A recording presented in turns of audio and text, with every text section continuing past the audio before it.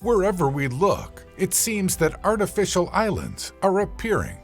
From the Palm Islands in Dubai to the Hibiscus Island in the US, artificial islands are everywhere. Using Google Maps, you may be able to spot more than 450 of them around the world.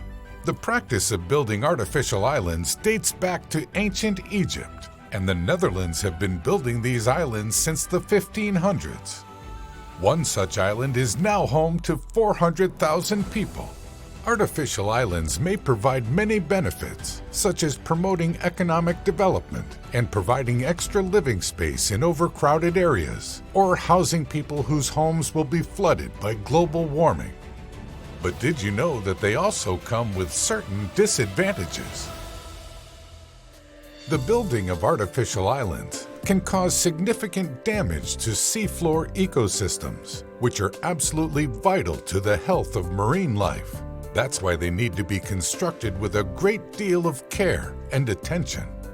Artificial islands are built through a process known as land reclamation, which is the process of creating new land from oceans, seas, riverbeds, or lake beds. But some of these water bodies are also crucial for human and animal life. They may be important for providing food, building materials, nutrient cycling, and pollution filtration. When artificial islands are built directly over these already fragile ecosystems, they can cause permanent damage. Land reclamation can also threaten delicate coral reefs and seagrass beds. In Singapore, land reclamation is associated with a loss of nearly 45% of the country's intertidal reef flats and almost 40% of its intertidal mudflats. Since 1986, most coral reefs in Singapore have lost up to 65% of their live coral cover. But it doesn't have to be this way. There are ways to build artificial islands and protect the ecosystems underneath and around them. It just requires proper planning. So what are some methods that could be used to reclaim land that don't decimate marine habitats?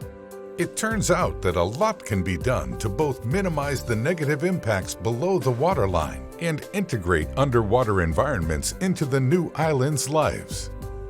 For example, Oystertecture envisions using an active oyster reef composed of a woven web of fuzzy rope that supports marine growth, generates a 3D landscape mosaic that attenuates waves, and cleans harbor water by harnessing the biotic filtration processes of oysters, mussels, and eelgrass. China is developing sponge cities, which use permeable surfaces and green infrastructures to reduce water runoff from cities. Similar techniques could be used to prevent runoff from artificial islands and prevent contamination of coastal areas.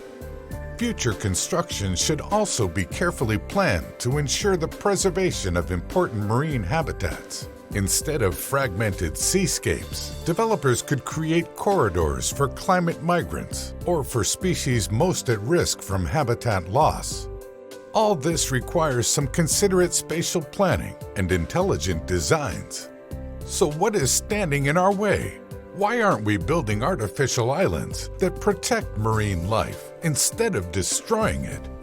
It's because these novel marine habitat-saving designs remain untested today, particularly at large scale. But if we really want to build the island cities of the future, we must take a chance and try these solutions out.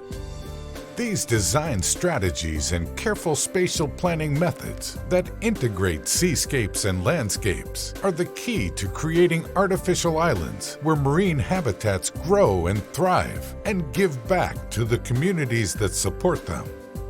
Now, wouldn't that be a dream come true?